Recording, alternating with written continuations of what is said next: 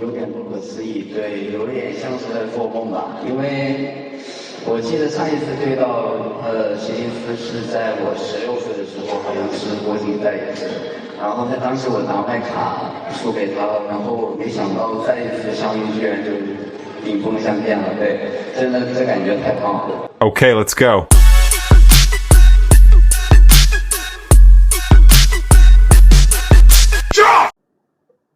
Hello， 大家好啊，好耐冇見啊！主要咧就喺澳門做完一個奧蘇利雲對趙心彤嘅表演賽之後啦，翻到嚟香港咧又係嗰壇啦嚇，呼吸道感染啦，病咗10日啊，而家都未好翻㗎，各位觀眾多多原諒啦，今次咧就要聽到我嘅萌鼻聲啦。恭喜吳怡澤啊，喺一個超強狀態之下咧，就勇奪呢次嘅南京國錦賽嘅冠軍啊！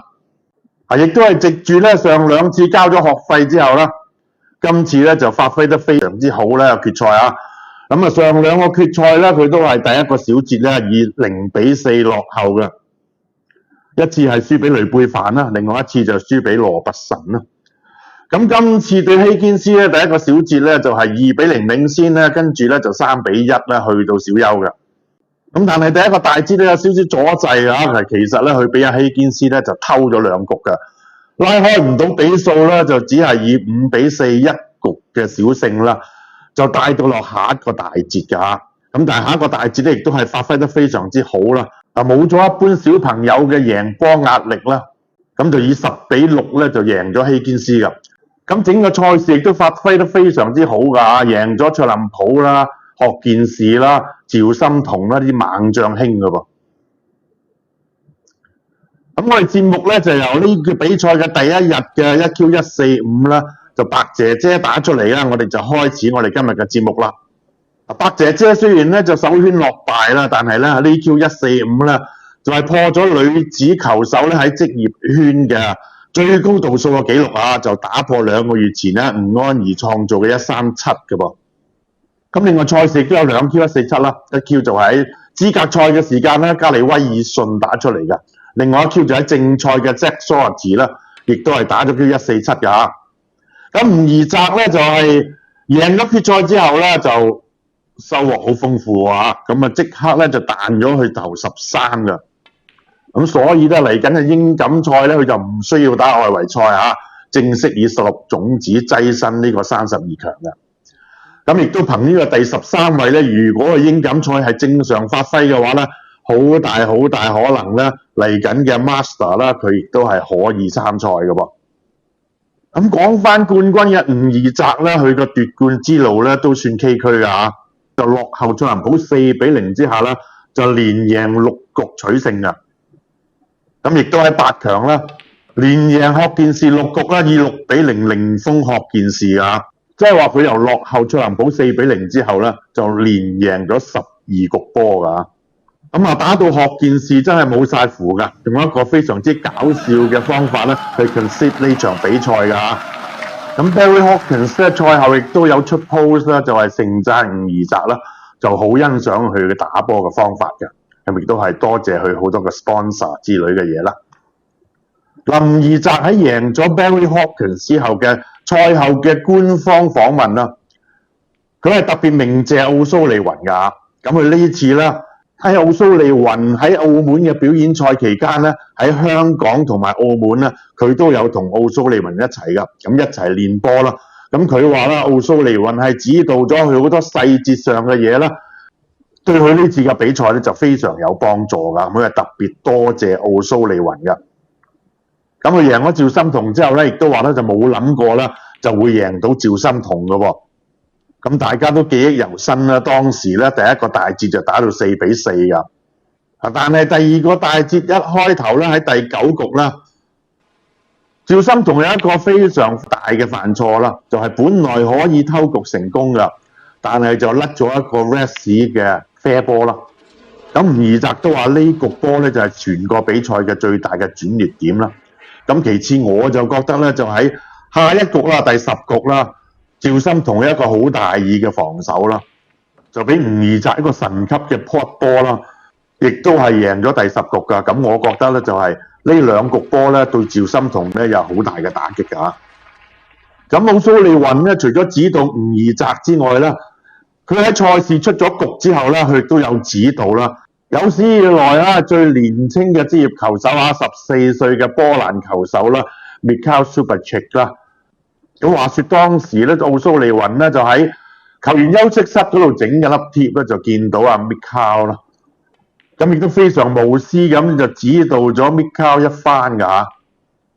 咁當奧蘇利雲喺西安大獎賽嘅期間接受訪問啦，當佢哋提及過 Stan Moody 啦，咁佢當然盛讚 Stan Moody 嘅潛力之餘咧，佢都話咧好樂意嚟幫助啲年青嘅球手㗎。咁從而咧希望英國球手咧可以重奪翻壟斷桌球嘅地位啦。咁但係佢話好少人揾佢，冇乜人揾佢㗎。咁亦都話咧，如果你需要幫助球手咧，當然要同你相處一段時間啦。咁除咗喺錫菲市嘅維多利亞桌球學院嘅老闆 Victoria 啦，咁經常會叫奧蘇利雲咧指導下嘅球手㗎。咁亦都非常之樂意啦。咁但係佢話指導過邊個咧，佢就唔方便開名㗎。咁當然啦，吳怡澤都係 Victoria 旗下嘅一個球手嚟㗎。咁小弟亦都有幸今次喺澳門咧同 Victoria 首次見面啦。咁真係一個非常之有禮非常之大方得體嘅一位女士嚟㗎。咁想講翻咧希堅斯4強嘅對手麥佳亞啦。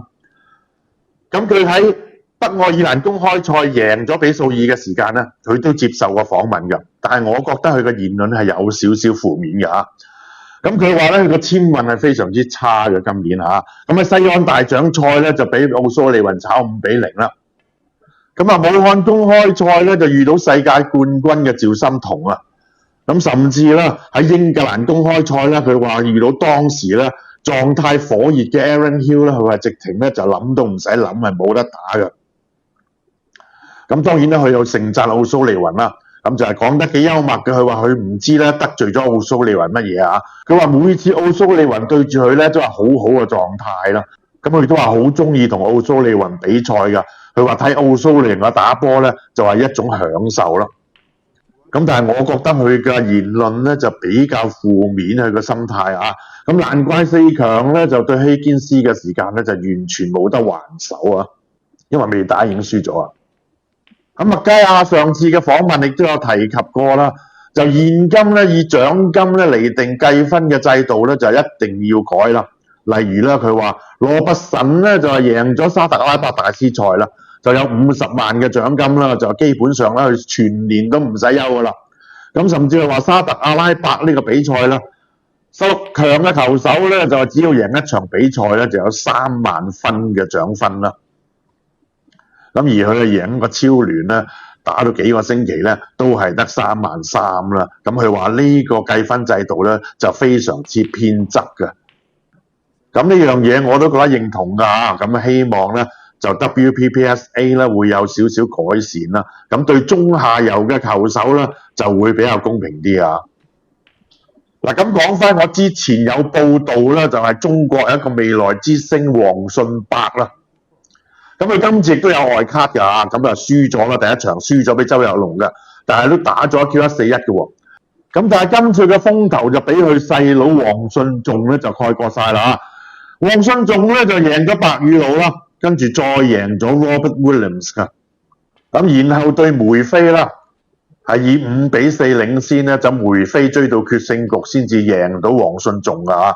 咁呢個賽果亦都轟動咗英國嘅球壇啦。咁梅飛接受訪問嘅時間咧，就係話自己都係14歲轉職業啦，奧蘇利雲都係14歲轉職業啦。咁但係咧，佢話咧，以佢嘅觀察嚟講咧，黃信仲係一個最出色嘅14歲球手嚟㗎。咁佢提及啦，呢場嘅賽事咧，佢只係犯咗2-3個比較致命嘅錯誤啦。睇個分牌咧，自己落後緊5-4啦。咁佢係非常震驚㗎。咁亦都提及黃信仲咧，就前途無可限量㗎。咁我亦都希望咧，就而家仲係業餘身份嘅白仲兄弟啦，就會喺不久嘅將來喺桌球壇會大放異彩咁講翻梅飛啦，第3次做老襯啦喎。咁佢今次喺南京嘅途中咧，就喺一架 A380嗰度啦，同佢嘅未婚妻咧就訂婚㗎。咁仲有羅拔臣咧都投訴今次南京國錦賽嘅袋口咧就太闊㗎，佢話好多頂級球員嘅特別嘅技術咧都削弱咗啊！咁佢話會喺咧職業球員嘅桌球協會咧就係鄭重咁提出咧就一定要改善㗎，叫中國方面啊。咁亦都強調咧，亦都係曾經同 WST 提及過呢個問題㗎，而 WST 亦都有改善嘅喎。喺武漢公開賽同埋西安大獎賽咧都有明顯嘅改善啦，佢形容咧就係甚至咧接近完美㗎。咁但係咧佢對呢次南京國錦賽咧又重蹈覆轍咧，佢感到非常之沮喪啦。佢喺呢個職業球員嘅協會咧第一件嘅工作啦，就一定要喺中國方面咧就一定要改善呢個袋口嘅問題啊。咁最後就講下冠中冠啊！咁喺我出片呢一刻咧，第一個比賽日已經完成咗㗎啦，即係話第一個四強咧已經產生咗㗎啦。咁佢每一組咧就一日打晒㗎嚇，咁就每日會出一個四強啦。咁大家可以參考下呢個時間表啦。咁啊值得一提嘅咧，上一集都提及過啦 ，Alfie Burden 嘅抗議咧就終於成立啊！咁咧就係取代咗奧蘇利雲咧，就係取得第16個席位㗎。咁頭先錄片嘅之前咧，我睇過 Now TV 嘅時間表啦，應該咧就係四強開始咧，就 Now TV 就會現場直播啦，到決賽㗎。咁啊，大家一齊睇波咯喎！我哋今日就講到呢度，下一集見，拜拜。